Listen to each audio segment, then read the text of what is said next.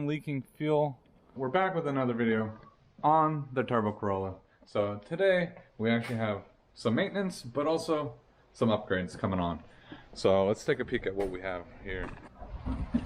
Alright, so hopping in the trunk, let's take a peek at what we got. So today we're actually upgrading the fuel system on this. So I have already upgraded the injectors since I did the turbo. So the only other thing I haven't upgraded is the fuel pump. So I ordered everything from Monkey Wrench Racing. I ordered a whole fuel pump assembly, everything like that, so that way we can change out the entire fuel system, make sure everything is clean, as well as I bought, I don't know if that's a Monkey Wrench Racing part, but this is the performance fuel pump from Monkey Wrench Racing. So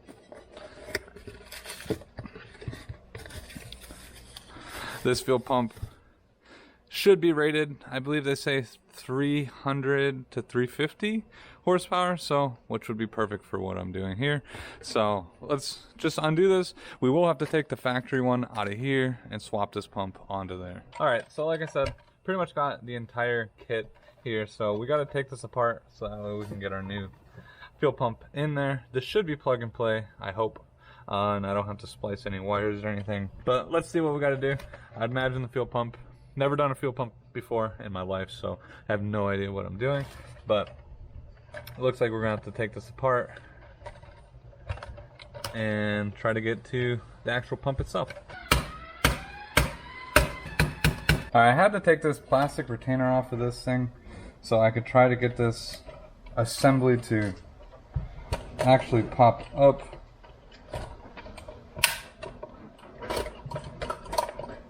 So that way I can get the actual fuel pump out of here.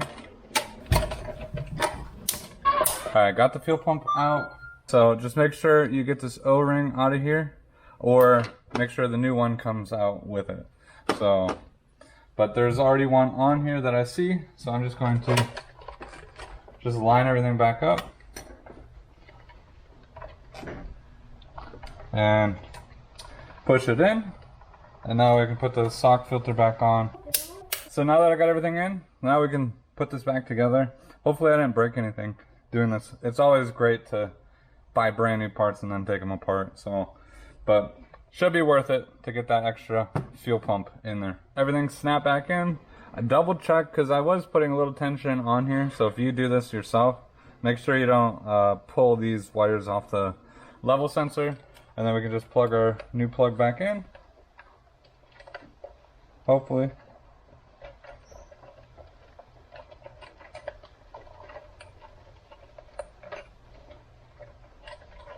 Alright, and we are good to go. So now we got to take out the old one from the car. So let's hop into the car and see what we need to do to get that off. Alright, so hopping in the car, you're going to want to take off the back seat, which is usually just a good ugga-dugga from underneath. And it should want to pop off like that. And now we got to go to the other side. So on the other side, just kind of get your fingers like under where you can, and then just kind of give it a good. All right, and this thing can come right out of the car. I ended up putting a whole bunch of sound editing under my seats. So, and luckily I just cleaned this not too long ago, so it's not dirty. But we got to get this cover off. And it's pretty much just like silicone glued into place. So we'll get some like plastic pry tools and try to just pry this off until it'll come off. So, and just be cautious of the wire coming out right here.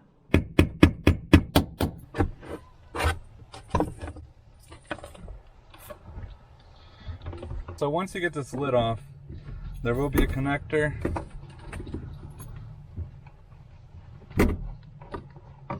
that hopefully will come off.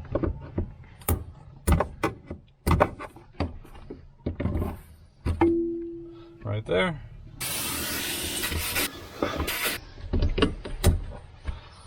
Alright, so I got this yellow clip out of here, so now I just leaked a little fuel, but that is loose, and now we gotta loosen up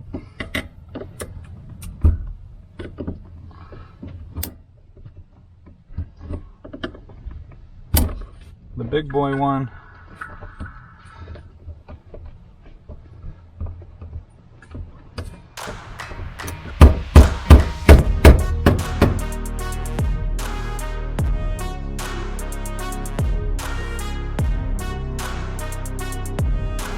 Alright, so after about 15 minutes of messing with this ring, and I did actually break off like 2 of these tabs trying to break it off or loosen it off, but finally I got this snap ring off and still looks really good. So, but I don't know, the reason I never bought the tool was I read so many people saying it's not worth it, sometimes it never works, and they still have just as many issues. So I just decided not to, and I originally tried to use just a normal flathead screwdriver and a pretty size, like normal size hammer, and then realized that was not doing anything. So then I ended up going to a with a decent size like crowbar punch that has a decent flat tip on it that was pretty much the same width as the tab here, and just went with a little bit beefier hammer, so that way I had a little bit more oomph behind it. So now that we got that, now we can take this whole fuel pump assembly out of here. I do have like no gas in my car, luckily, so I kind of timed it up where I knew I was going to be doing a fuel pump soon, so I just never went to the gas station last week. So my light had just came on like a few miles before I got home the other day, so there shouldn't be too much gas in here, but we'll take this out and then try to dump anything in there, and then we'll clean all this up and pretty much inverse this.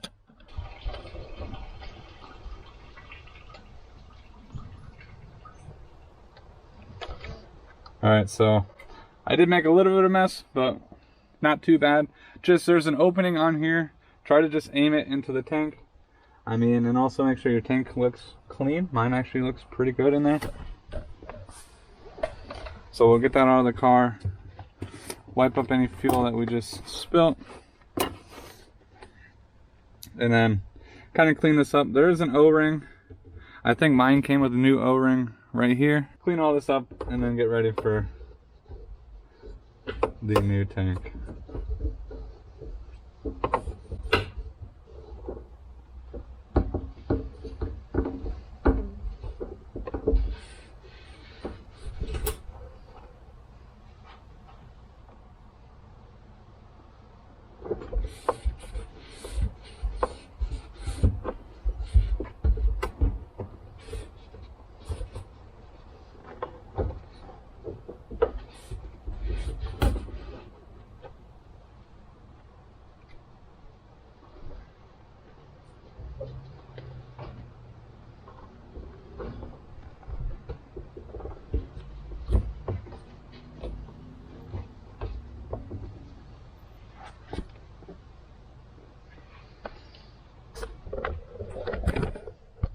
Alright, so I definitely would say this looks a million times cleaner than what it did. So, but we're going to take this out and also clean this as well, so we can obviously reuse this. This is all nice and clean. We are good to put this in. There is a little notch right here, so make sure it matches the notch on here. And I just realized I forgot the O-ring. So I'm not sure, looking at this, the O-ring, I mean, I wouldn't want to say this is like super worn out, but this is the one that came off the car. And then this is the new one. So, I mean, they're not that much different, but the new one literally fits inside the old one without any issues. And it's not lining up on here. So I'm just going to reuse the old one. But that fits much better.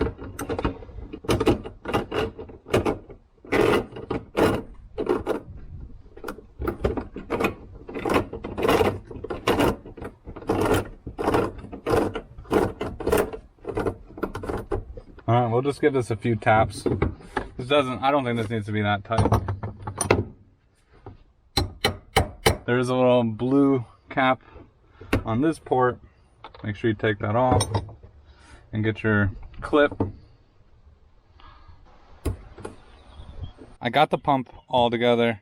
I guess I didn't have this ring tight enough because after finagling with it for a little bit, it actually was a little loose. So I just went and hit it a little bit more. But these connectors they're very simple connectors, but they're very sensitive connectors. Like, meaning like if the tab is bent slightly just wrong, they're not going to fit on right.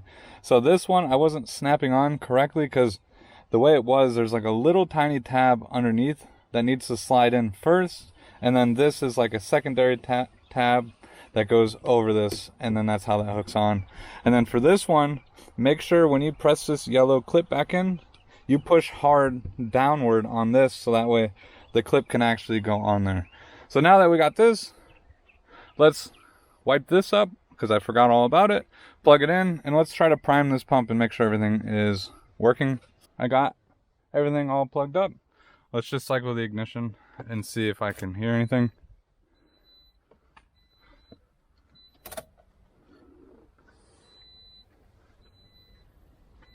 I don't hear nothing, so, but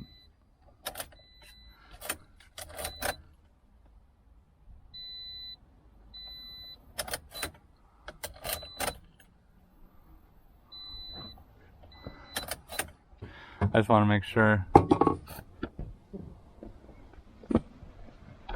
there's no leaks, which, I mean, everything looks to be good, so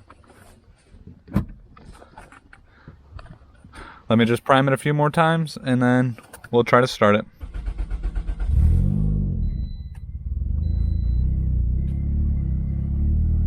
Alright, start it up first try. Does look like I got maintenance required going on. Probably have to do an oil change on this thing, about 140,000 miles. But since I'm on E, let's go get some gas real quick, make sure everything is working good.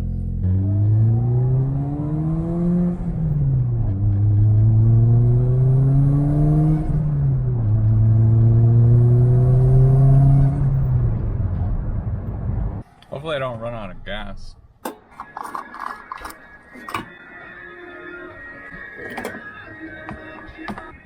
Great tasting coffee and a great price. Begin your morning.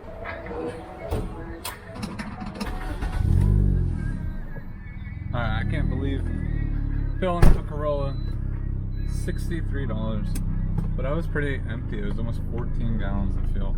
So, but let's go make sure. I mean, the fuel gauge is up high, so we are good to go.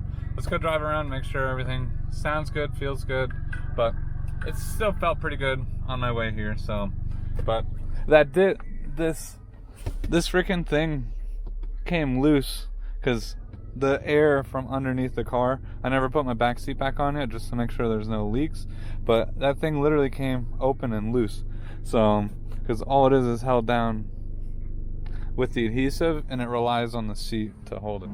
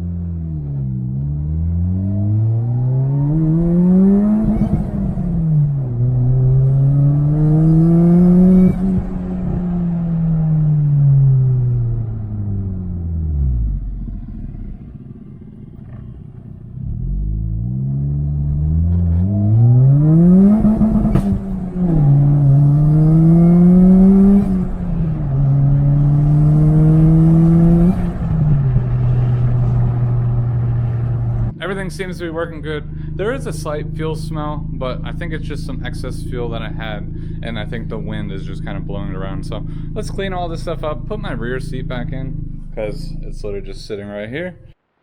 Alright, so glad I double checked. I am leaking fuel. Not sure where I'm leaking fuel at, but there is a little bit of fuel on the top of the tank.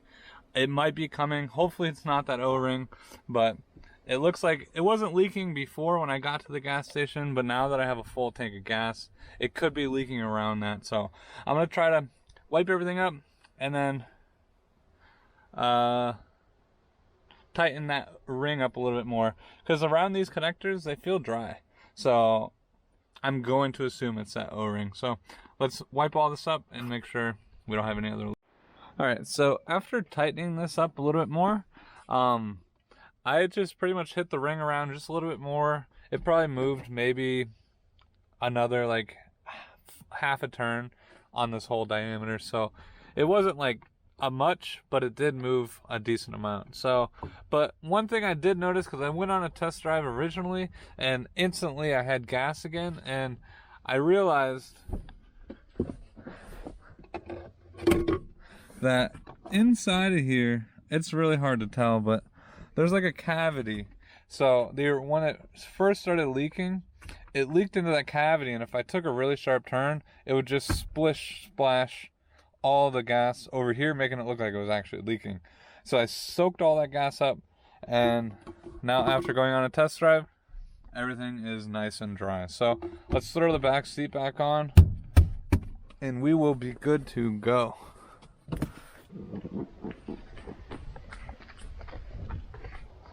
Just like that, seat is in. So, but yeah, if you guys are interested in installing either a fresh, I forget what the brand is,